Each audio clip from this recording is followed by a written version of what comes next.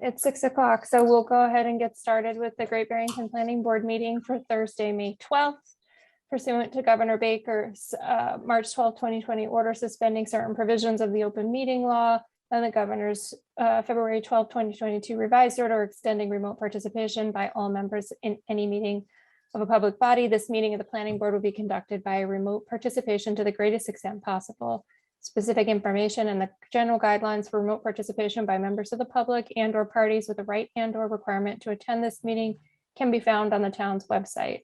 For this meeting, members of the public who wish to listen to the meeting may do so by following the instructions at the top of the agenda. No in-person attendance of the meeting will be permitted, but every effort will be made to ensure that the public can adequately access the proceedings in real time via technological means. So this meeting is being recorded. And pursuant to section 241-1 of the town code, except for procedural and housekeeping matters, town residents shall have the right to address the board on any item that requires a vote at the time before a board votes on that item. Such residents will be allowed as much time as the proponents of an item is permitted to have. We'll start with a roll call agenda. Pedro Pagano. I'm here. Malcolm Fick. Here. Jonathan Henkin. You're muted, Jonathan, but I see you're here. You're still muted. Check that. Check that. Okay, I'm here. Great, thank you. Jeremy Higa looks like he's connecting to audio at the moment. Here. Thank you. And Brandy Nelson here. All right, first item on our agenda is reorganization. Congratulations to Jeremy and myself. We were both elected in uncontested races. It's a close one though. It was, and my favorite thing is to fill out the campaign finance forms. Oh yeah. Yeah, I'm like, no, I spent $0. So we need a motion to appoint someone chair for the meeting or for the coming term.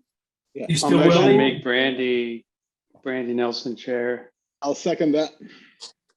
Okay, thank you. Any discussion? Then Pedro, how do you vote? Aye. Malcolm? I vote for you. Thanks. Jonathan? Aye. Jeremy? Big aye. Aye. Brandy, aye. Thank you. We need a motion to elect a vice chair. I nominate Pedro as the vice chair. Ah, I'll second that. all right. So moved by Jonathan. We need some young blood. There we go. Yeah, we do. All right. Any discussion on that? Hearing none. Pedro, how do you vote? Aye. Malcolm, how do you I'm vote? flattered. Jonathan, how do you vote? Aye. Jeremy, how do you vote? Aye. Brandy votes aye. Also, now we need a motion to elect a clerk. I'll renominate Jonathan. I'll second that. All right. Thank you, gentlemen. Any discussion on that? Well, it's a heavy lift, but okay. All right. You'll continue your clerkship duties. There's no further discussion. Pedro, your vote? Aye. Malcolm? Aye. Jonathan? Aye. Jeremy? Aye. Brandy, aye. Okay, now we need a motion to elect a representative to the CPA. Make a motion to nominate Jeremy Higa as representative to the CPA. I'll second that. Second. Thank you, gentlemen. Any discussion on it? Hearing none. Pedro, what's your vote? Aye. Malcolm, what's your vote? Aye. Jonathan, what's your vote? Aye. Jeremy, what's your vote? What are we voting on? Because mine You. froze. You for CPA. Oh, Will you Doesn't accept? matter. You already lost the vote. So Did you say anything? I said aye. Aye, okay, great. And I'll vote aye also. Okay, BRPC representative and an alternate. What do we have? Who's been that? Malcolm, I've been the representative and Malcolm's been the alternate. Okay, does that worked does out that all right? work? Yeah. But Yeah, I mean, it's good to have two people. Yeah. Yeah, aren't All one of, right. isn't Malcolm on the Yeah, but I can be, I'm the vice He's a lead. chairman of the RPC, but I can do that as an alternate. It Yeah. doesn't, Okay, that doesn't create a conflict for you? no. Okay, Okay, All so I'll nominate Pedro as the representative. okay. Do we have a second? Second. Jeremy seconded. Okay, any discussion? I think we had our discussion. Okay, Pedro, your vote. Aye. Malcolm, your vote. Aye. Jonathan, your vote. Aye. Jeremy, your vote. Aye. Brandy, aye. Sorry, Jeremy. nominate- And then we I- need a I- motion. I nominate Malcolm as the alternate. I believe this is actually a select board appointment. It's either the select board or the town manager. I can't remember which. So this Yeah. would be a So I think we could recommend, Do we want to nominate Yeah. or recommend? yeah. A motion to recommend? Sure. So it's a So I'll- motion to recommend Malcolm as the alternate? Yes. I'll second that. Okay, so motion made by Jonathan, seconded by Pedro. Any further discussion? Okay, Pedro, your vote is? Aye. Malcolm, your vote? Aye. Jonathan, your vote? Aye. Jeremy, your vote?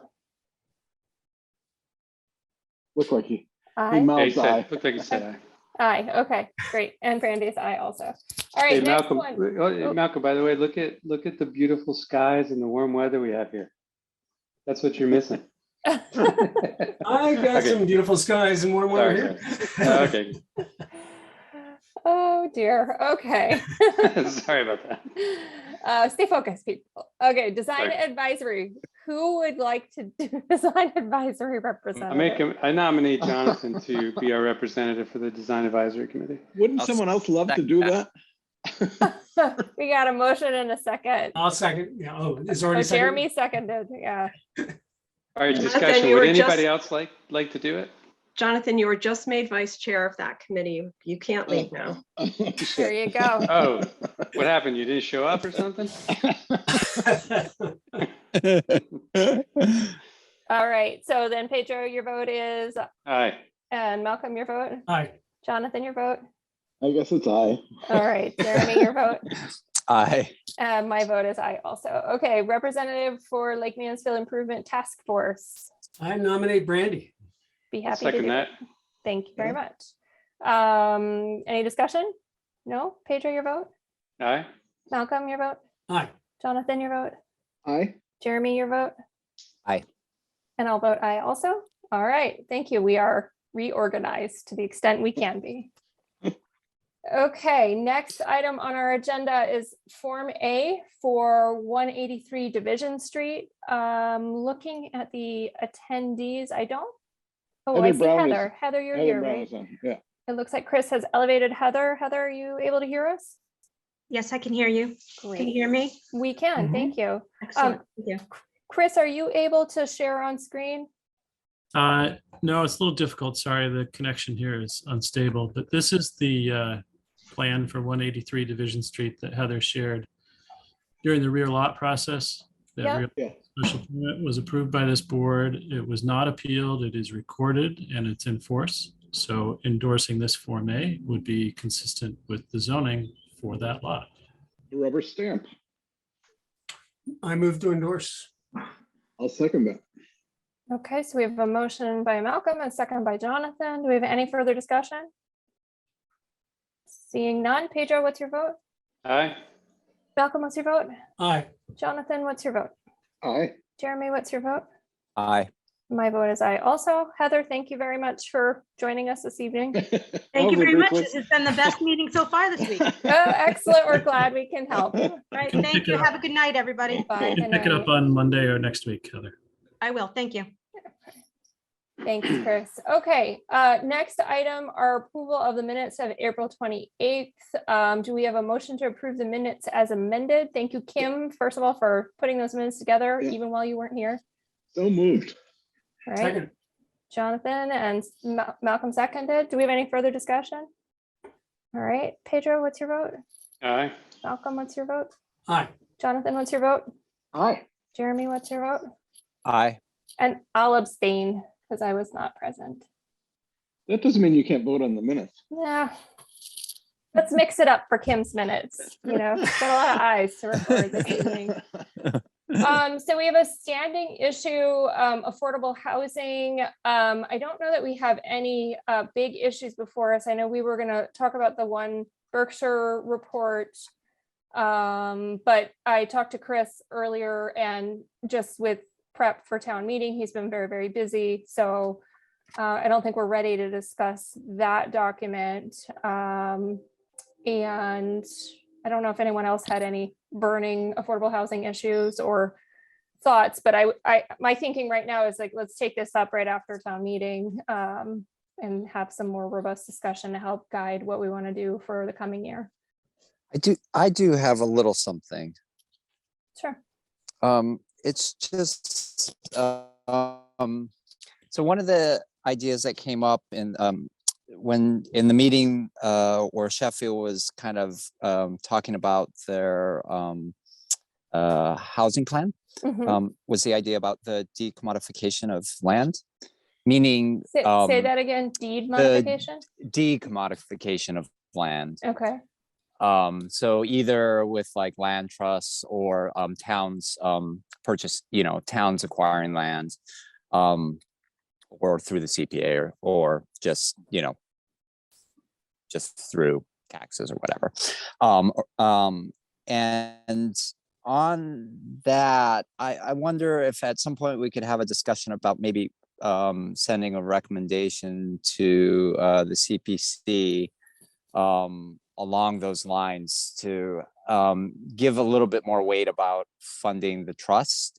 So there's like some properties around town that are available, near bus lines, walkable, that sort of thing. And, the CPC is really one of the only town organizations that can nimbly, quickly acquire property. And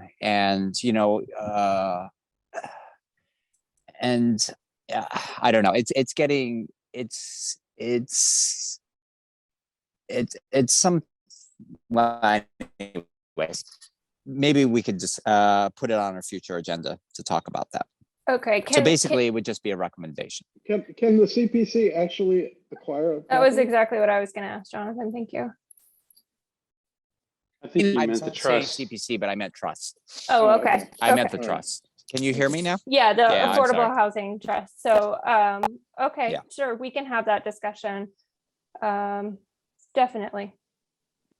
Okay. Yeah, so anything I'm else? sorry. I meant a recommendation to the CPC, but to fund the trust. So maybe the appropriate time for that is when they put out their call for updating priorities, right? So it would be before August, we should have that discussion. Mm-hmm. Absolutely. That sounds good. Okay. Anything else, gentlemen? Well, yeah, I'd like to first make a request that this item that continues on our agenda not be labeled affordable housing, if it can be more generally just about housing or maybe housing production. I don't know. That's just like a semantic request on my part. I have just a couple things that I'd like to discuss, if you don't mind, having to do not with affordable housing, but with housing. Yeah. A couple things in the future that I was looking in the bylaw, or that I noticed in the bylaw that we might want to take a look at, having to do with the I zones. We have regulations in the bylaw that allow industrial buildings in the I zone to be built up to 4 stories. But we have several residential uses that are either by special permit or by right in those same districts. And I was wondering why we wouldn't consider allowing those to be built to 4 stories. Another thing that in the I zone that was a question mark for me was that we allow mixed use by right in the I zone, not the I2, but in the I zone. But we do not allow multifamilies at all, a multifamily project there at all. So I'm hoping maybe we can look into that in the future and have a discussion around that. The second thing I want to talk about is quickly, I'll try to make it quickly, but I've got a little thing that I'd like to read to you guys. because I did a little research, and it has to do with basically with creating, we're creating more than one unit on a lot, on a residential lot. It's something that we're updating, that we've been updating, and now it seems like the third year in a row to get all the language right in the bylaw so that we basically are allowed 2-family and an ADU on a lot by right. I was recently, in a conversation with a friend who's got 2 kids. Well, a kid and the kid's husband. She has a daughter and a husband that just took a building course, building a home, right? Like building housing, house course, and the high performance housing and the whole thing. And they want to start a business, and they thought that maybe they could start by building a small house. They wanted to build something bigger than 900 square feet on their lot. And so we got into the conversation about how you do this, right? Which brings up as an aside this notion that we don't have any kind of instruction for regular people who would like to do such a thing to direct them through the town process of how to go about getting approvals and the rest of the thing. It might be something that can come out of this board, I'm not sure. But when I started talking to them about, you want to do this, well, you're going to have to go before the town and present your project, and you're going to probably have to have, hire this engineer, at least 2 engineers, maybe even a lighting consultant, and the rest of the thing. It was like, it didn't make any sense to them. So I started thinking about it, right? And we have, single families are pretty much by right. They're by right everywhere, single family. The 2-family is by right everywhere. And ADUs are by right everywhere. Yet we're dragging people to come and see us for site plan review, which creates some obstacles for them to do it. And now I'm not talking about big projects here, right? I'm talking about people who want to build on their lots and who want to build kind of like a family compound, or they want to provide a house for their in-law, or they want to provide a house for their recently graduated children, or whatever it is. So just regular people. So I also have a friend who works at the land use attorney's office in Boston, and he sent me some language about site plan review, which I thought was quite interesting, and I'd like to share with you guys to maybe get some of your thoughts. So I'll just read what he sent me. So from a legal standpoint, the site plan review process and the approval that should result from it for as of right uses is supposed to be non-discretionary. The regulation of single family residences in this context represents the nadir of zoning regulation authority because such uses implicate the interests which animate zoning laws to the least degree. This is particularly highlighted by the traditional role of site plan review in the commercial and industrial development context. So traditionally, site plan review was for those bigger projects that really had bigger effect or biggest effects on towns and their residential neighborhoods in particular.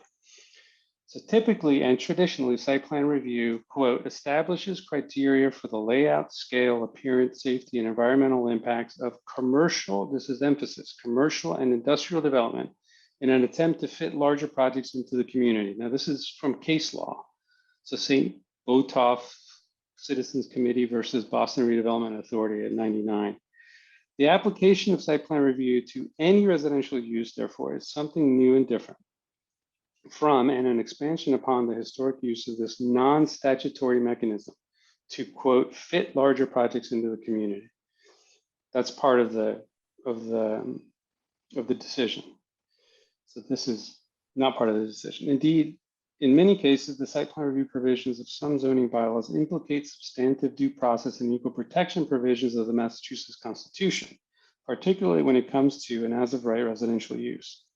A board's unfettered site plan review authority over as of right uses is also difficult to square with several appeals court decisions and Supreme Judicial Court cases, as well as the uniformity of Chapter 48. The application of site plan review to residential uses neither bears a relationship to legitimate governmental considerations, i.e. community health, safety, and welfare, nor could an impartial lawmaker logically believe that the classification would serve a legitimate public purpose that transcends the harm to the members of the disadvantaged class. So I hope you understand what, It would be so- extremely helpful if you could share this text. Yeah, I'll send you this Okay, text, sure. particularly for Kim's record too, because. Yeah, sure. So for example, larger, Kim got this is, every word. and he makes an example here of larger houses are already typically regulated. I think it's interesting that he wrote about larger houses because what we're talking about is larger development on a smaller lot, right? So these lots, they can never build more than what's allowed by zoning on their lots. Yet you can fill that same lot with one house that's the size of what would potentially be 3. So just to kind of understand I don't know if it's irony or just the reality of the context of the situation. So anyway, for example, larger houses are typically regulated by the dimensional regulations of cities and towns as to front, rear, and side setbacks, limitations on height, minimum lot area, and lot coverage and floor area. We don't have floor area ratio, which have the virtue of not treating larger single-family uses any different than any other single-family use in the municipality. So these are all by right uses, right, that he's talking about. So moreover, many communities make no distinction between site plan review of commercial buildings and residential buildings, which we do not. We treat all of our site plan reviews, they're exactly the same. So in light of the foregoing, it's hard to see how site plan review or an as of right use of a residential use in a residential district that meets all of the dimensional criteria of that zone can be subject to any kind of site plan review that seeks to further regulate or condition the structure or use in any substantial manner. I think you guys know where I'm going here with this. I do. I get a sense that you're going to a place where if it's a residential use, you don't want us to have any say in it. You want it to be as of right. I mean, if it's the type of development that happens on a family plot, for example, not any residential use, multifamily uses. I mean, I think those garner. You said 2-family and ADUs. And right? an ADU, that's it. That's the type of project that would happen on a typical family plot. Yeah, I think we'd have to think about that because we've had this discussion in creating it's just, I'd like to read what you have provided and digest it a little bit more. It's a lot to take in just from an oral summary, but as we've tried to make 2-family and ADUs by right, we've had a lot of discussion about how it relates to, and I know this is like a volatile word, but the character of the rest of the community, and what its impacts are to on-street parking or sewer and water and utility connections. So I think we'd have to read through it and give it some thought, Pedro. Sure, and that's the whole point here. Can I jump in? Can I jump in for a second? Sure, go ahead, John. I mean, it seems to me that it's a really good point that Pedro's making, and we have all of those things controlled, lot coverage and setbacks and all of that, and what you can build and height. And so what we could say is that put it in Ed May's court, and then if he finds something that's contentious or difficult, then he could send it to us for site plan review. But it doesn't seem like every single project has to go through site plan review. Because as we learned, site plan review is appealable. And I think one of the reasons that we have site plan review on that, Pedro, is that there was pushback about ADUs from neighbors, and they wanted some public process because someone was going to build something in their backyard. Yeah, these are hard decisions for us, right? Because, and I don't mean for us on the board, I think for us as a community, because this is basic human right, housing. It's what I consider a basic human right. And what we're doing, what we're not allowing, and it's really interesting. I just got this article from the Globe that was sent to me from, I believe, a guy in Berkshire that speaks to this exact issue. I won't read it, but the first paragraph is fascinating. But we have all of these procedures and policies in place that are from another era. I mean, what we want more is infill housing, but we have all of these procedures that really kind of, I don't want to say prevent it, but make it really difficult to do. I So think it I might would be just- useful to understand, is it really making it difficult? Because a conversation I've had with lots of members of the public is that we're not the ones building the affordable housing. We're just trying to like create opportunity for different types of housing to be created, but we are not the mechanism for actually physically creating that housing, No, right? but we do, but the policy and just the fact, I mean, for people who are not in our business, Brandy, who are not used to development projects, for people who never go to town hall, who never participate in any government whatsoever, who kind of stay away from everything as much as possible, it is absolutely daunting for that person to come before a board in town. Absolutely. There's no question about it. So, and those are a lot of the people who are, I mean, I gave you this was I thought a really unique case, right? The daughter of a friend who wants to establish a business by building basically the home that they would live in on their parents' property was just really reluctant or reticent to the whole process. Really kind of, and I think people are in general for something that seems to be some, it was a way before zoning came into place. It was a way that people build generationally on their lots. I mean, traditionally in this country, they just kept on adding. And I mean, just drive around the Berkshires, you'll see homes that just have additions and additions and more additions, because that's just the way it was back in the day. That's what you did to preserve your family, So it seems like something that's absolutely intuitive, but there's government kind of gets in the way, or I don't want to say intrudes, but it just gets involved in the process. And I think a lot of people find that unfair. Jeremy, you've got your hand up. I had muted you because you were swatting that bee or whatever is. Yeah, bugging you. it's a carpenter bee. The dog's going crazy about it too. But so actually this brings up something that like I was half asleep when I got asked the question, how was my experience in taking that program with Bridge earlier, I guess, well, last year. And so this brings up one of those things, it's not just financial that's one of the hindrances for people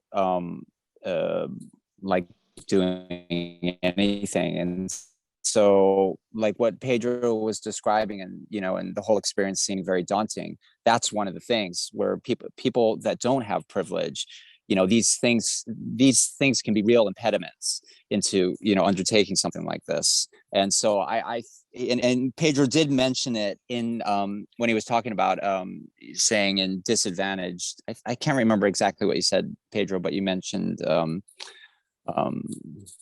I don't know. Anyway, and so yeah, I mean, I think it's definitely something to consider. What Pedro's talking about, and also viewing it from the lens as viewing it from the lens of equity. I mean, before we have like real, before, and this won't ever be the case, but that we have people that are really empowered, and where well, anyways, sorry. Yeah, I mean, I think this would be a really good discussion. And I think, and it goes to something that Pedro had brought up before. I mean, housing, if we really want housing to get built, since of course we can't build it, and the town seems not that interested in building it, the only way that we can facilitate it getting built is through zoning. And I think we should consider all facets of our population, because generally it's the part of the population that's going to be developing housing is just one segment of the population. And if we can make things more open and more approachable and easier to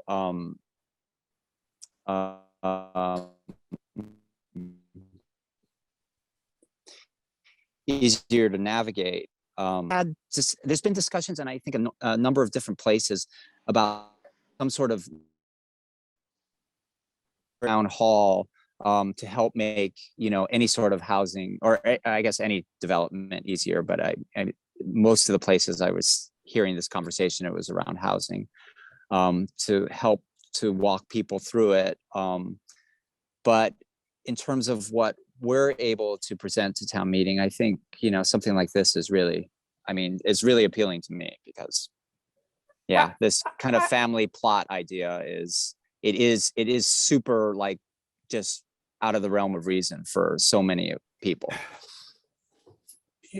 Back before zoning, there weren't real estate investment trusts who were buying up properties and developing them either. So I hate to be the negative voice, because I really support what you're saying, Pedro, but I just want to caution that we don't open it up for one segment of the population, and in fact, open it up for commercial development that would be unsupervised, if you will, even to the extent that we can with site plan review. And I wonder if rather than throwing out site plan review, we could do something, to help streamline it for those people who have difficulty navigating, even reducing the costs, or even eliminating the costs in certain circumstances, or something of that sort. But I do think it's something that we should consider, but I just also think we need to make sure we don't open up side effects that we don't intend to open up. And site plan review is essentially a conservative vehicle. It's basically, it's intended that way, I think. And so I think we need to figure out how to make it work for us, if it's going to work.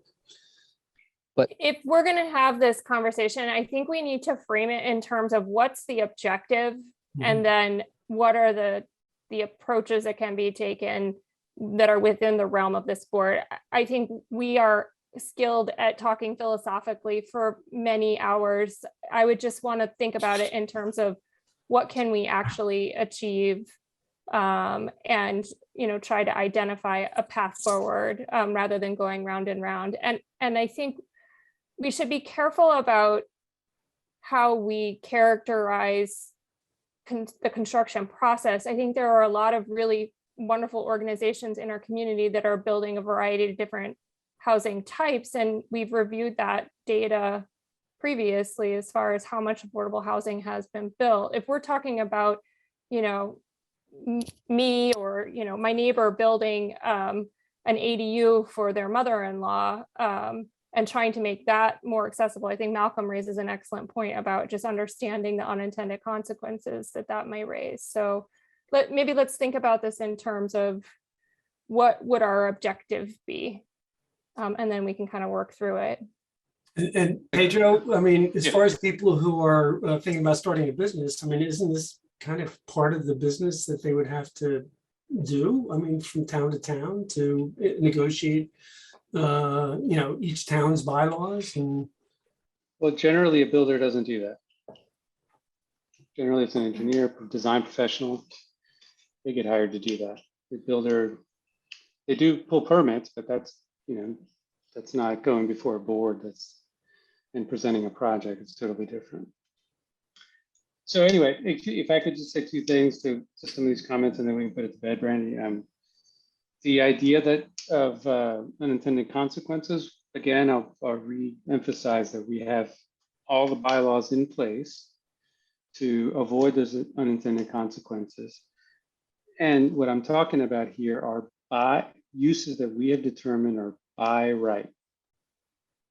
All of them, with the exception of building a single family home in an industrial district, which you can't do. Everything else is by right. So we're talking about by uses that we say you can do here.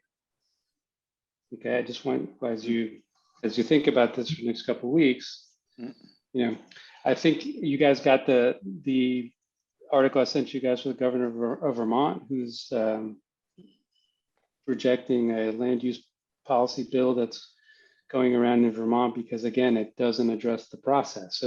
So I'm not, when we talked about the special permit moratorium, you guys asked me, has this been done anywhere before? Well, maybe that wasn't done anywhere before. Maybe what we're talking about here hasn't been done anywhere before, but there are people who are noticing and recognizing that some of the procedures that municipalities have in place are impediments. And Brandy, to what you say, or you keep saying and bringing up the word affordable housing. That's not really what we're talking about here. We're talking about providing people who can provide houses for their grandparents or for their son and daughter, or who might want to provide a unit for some member of the community. We're not talking about, this is why for me, this conversation is more important to be framed around the whole housing picture, because we have such a humongous need, and affordable housing is only a small niche of that need. Yeah, I mean, my reason for framing it around affordable is that has been what we've been historically focused on. As far as, market rate housing, I think we just have to be perfectly honest about the square foot building costs, and that alone is going to be something that we have zero control over, and that alone is going to exclude certain groups of people. I mean, that is not anything we're going to be able to solve. But that's not what, I don't think that what I'm talking about has that intention. It just has the intention of providing opportunities for people. We talk about this quote unquote disadvantaged class, and I hate that term, but there's a lot of people within a sort of a class that's not comfortable dealing with governmental agencies or entities for whatever reason, who have the skills to build. And I think my friend's kids are an example of that. They've got the skills to do it themselves. They've got a mill, they can saw their own lumber, they can do the whole thing. So cost for them is not an issue, it's other things. Anyway, I'll send you guys this article. Maybe we can have a further discussion in the future. Yeah, and when you send it, if you want to frame it in terms of, what you think that discussion is, just a little more focused, if it's not affordable housing, and what the objective would be. If it's to reduce regulatory burden on a certain type of housing, then, if you can frame it that way, please do so. Okay. All right, Jeremy, your hand is up. Is that intentional? yeah. So this is just going to Malcolm's concerns. And so this is one of the things with why I'm so interested in the town acquiring properties when they become available. And it would be better the town than the trust, because then to Pedro's point, it could be used for whatever housing or whatever the town sees fit to do with it.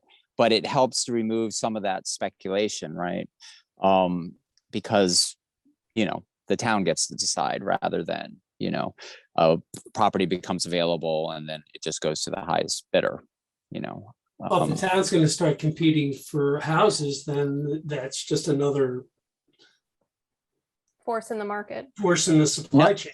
But it's another force in the supply chain, but the town can then, side, not the supply. But on the demand side, but then the town can also subsidize too.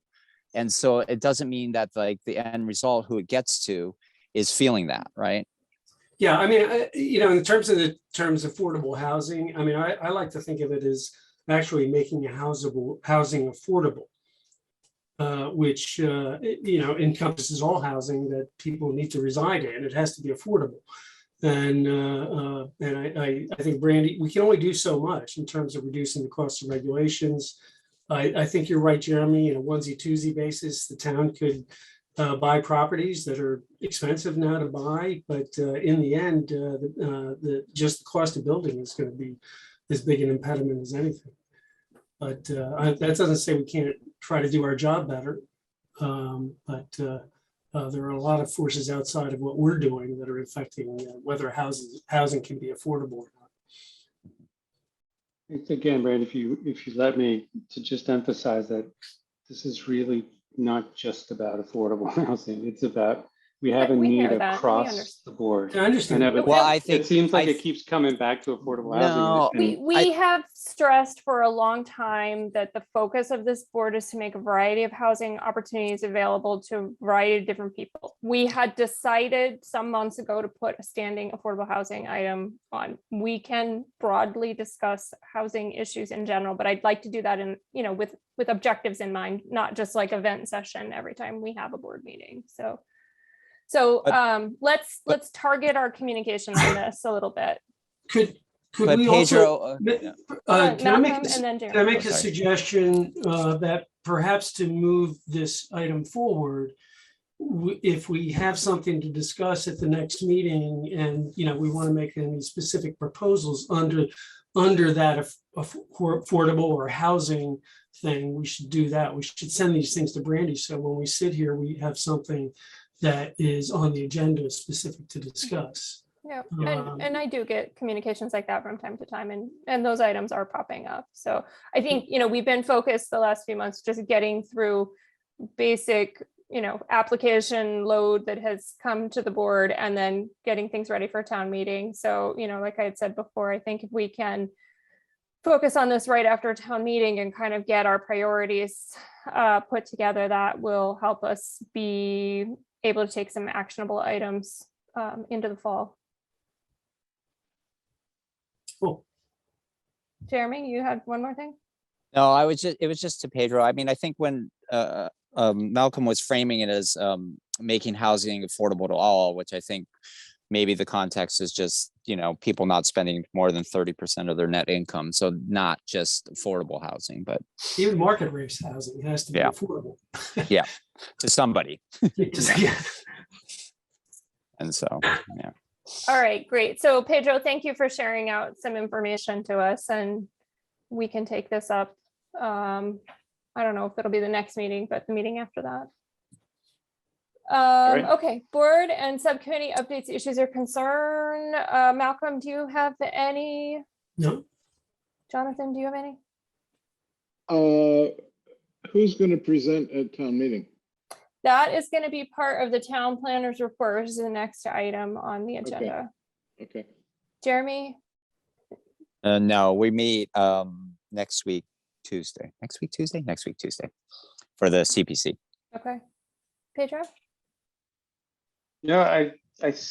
Sent you guys, I think I sent you guys a link that I received from, it was in that, what's the name of that, the Higher Ground or whatever it's called, the newsletter that PRPC sends out. There's a link in there Carmen, right. Yeah. there's the link in there to a document that they put together on ADUs, and there's several other things, but the ADU one's worth taking a look at. It could, if we decide in the future that we want to put together a sort of checklist for the town or something like that to help people through this process, it could be a guideline for us. I Okay. thought that was good. Yeah, should check it out. I did send Chris an email that I got from Chris Lee out of somewhere in the Pioneer Valley, who does tiny houses and or maybe tiny houses and ADUs. I've never met him, but what he does to support his business is he basically goes around and he's doing stuff in Maine and New Hampshire and Massachusetts, where he goes into a town, obviously looks at the bylaws, and then he holds public meetings to explain the process. And obviously to sell his work, but that might be something that somehow we could get him here. I'm sure he'd love to come here. Yeah, sure. No, I Who remember you wouldn't? sending that around. Okay, nothing on my end. Lake Mansfield design is proceeding, and Chris is doing an amazing job seeking grant funding so we can actually build the improvements. So Chris, is your connection good enough that you can do your town planners report, or do we want to look at the draft planning board report to town meeting? And I've got it on my screen so I can Sure. You should be able to share it. share. Let's see here. It says I can, so let me try. Okay. Let's Um, see. Yeah, everybody should have received the Word document that I sent around the other day. This is the draft report to town meeting covering the 3 recommended zoning amendments. They're pretty basic. Do you want me to run through them real quick? Sure, or if people have Well, if corrections. people are on the phone, they may not be able to see this. I will just talk through them. So Article 22 are the amendments to amend the floodplain overlay district regulations and definitions. This is the warrant item to bring our floodplain regulations consistent with the National Flood Insurance Program. Yep. Chris, did you want to add anything else? Perfectly said. And then are these the actual article numbers, Chris? So They that's- are. Okay, so Article 22, then Article 23 to amend the accessory dwelling unit regulations. This allows the current methodology of measuring the square footage to be net usable square feet instead of gross square feet, which is more consistent with other portions of our bylaw. And then Article 24 to amend certain regulations relative to 2-family residential use. This is the one, I can't remember, Jonathan, was it you who discovered that we had this sort of contradiction that didn't actually allow a 2-family? It came up, Jonathan and I were talking, and then I had an applicant questioning it. Mhm. And then in the course of the planning board discussing it, Malcolm said, wait a minute, we did this again in 2019. So I tried to incorporate that amendment also into this discussion. In any case, I hope that once this one passes, the internal inconsistencies will be dealt with. Mhm. And then Pedro will be ready just to toss it to the side. And no, I'm just kidding. As soon as we're done fixing it, we'll fix it again. No, but I think this addresses all of the inconsistencies that we found so far, and tracks with what this board has been trying to achieve since publishing the master plan. So we've got these 3 articles. They're not very complicated. And Jeremy and I have already been reelected, so we don't need to be featured at town meeting. Malcolm, are you going to be back in time for town meeting? Whoops, He's muted. he is muted. I mute myself now. I am. I'm flying back on Saturday before town meeting. Okay, all right. So does anyone want to volunteer to take any particular warrant article 22? That one like rings Jonathan to me, but I think 23 rings Jonathan. 23 rings Jonathan. so I'll be I'm happy to do 24. 22. I have to run for election next year. So. okay, so Malcolm will do 22. Pedro, you want I'll to do do- 23? Sure, I'll do 24. I nominate Jonathan to do 23. Okay, all right, there we go. Did you get that, Kim? She's nodding. That's okay. All right, great. I can't see her now that I'm sharing screen. So, okay, Chris, I lost my agenda when I shared screen. So let me stop sharing. Citizen speak, I think. Citizen speak. So Chris, was there anything else? It says discuss outreach presentations and other information for town meeting. Was there any other item you wanted to cover? Can you hear me now? Sorry, Yes, Yeah. we can hear you. Yeah. I keep going in and out. That's So okay. we covered who was going to present what, and then all of you will be ready to defend the recording secretary salary line Of course that we will. comes up again. If it comes up might- again, I I might think amend we it. should, we should amend it if it comes up again. If Excellent. someone wants to go down, we should go up whatever they want to go down. I'll type the, Yeah, please just amendment. have I'll your type it out. amendments written down so that we can get them to Michael very Yep. quickly. So we'll let the other person determine what it's going to be. So we'll put that out there in the public record now. So if they say, down whatever, we're going to go up whatever. That's right. And the only other thing I want to let you know is the engineers working for the Affordable Housing Trust and Habitat for Humanity will have been developing the schematic plans and layouts for the North Plain Road housing site. And Habitat and the Housing Trust will discuss those and show those at their meeting on Next week, Wednesday. Next week, Wednesday. Yep. So Okay, Okay. after that, depending on what sort of revisions are needed after that meeting and after Habitat goes through a series of community meetings up in Housatonic, which may or may not be by Zoom. I don't know. We'll see how the COVID numbers are going or what kind of spaces they can get for, sort of in-person community meetings. In any case, after that series of meetings and possible revisions, they'll be ready to come to the planning board, probably through the PURD development process. So maybe mid to late June. So, okay, all Yeah. right, good to know. So what is our role in the PERD at this point? Since think we're there's no a- longer, yeah, I think there's a preliminary land development plan or something like that. It has to do with the subdivision road. okay. I believe so. And So then- they're gonna have, thanks to Fred Clark, they're gonna have to come to us and go to the select board instead of just having everything under one roof. I may have that. Yeah, I think that is true that they have to go to two boards, but in any case, we hope to be back in about a month or so. We'll see. Okay, great, thank you. Mhm. All Do right, we- Chris. Oh, go ahead, Jeremy. Do we know anything about town meeting, where it's going to take place? I mean, Yes. It's Inside, June outside? 6th June 6th Parking. outside at the parking so lot. it is going to be parking lot for sure, Bring your Yep. picnic basket, and Or your umbrella. flashlights. your umbrella, your flashlight, your bug spray, layers, and I'm also snacks. I'm also typing up an amendment to move the STR discussion to the front, right after all the town finances. Ooh. Bring Ooh. your hammocks and your cots, as well as all the other stuff.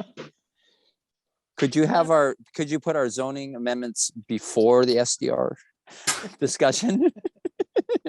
Yeah, sure. No.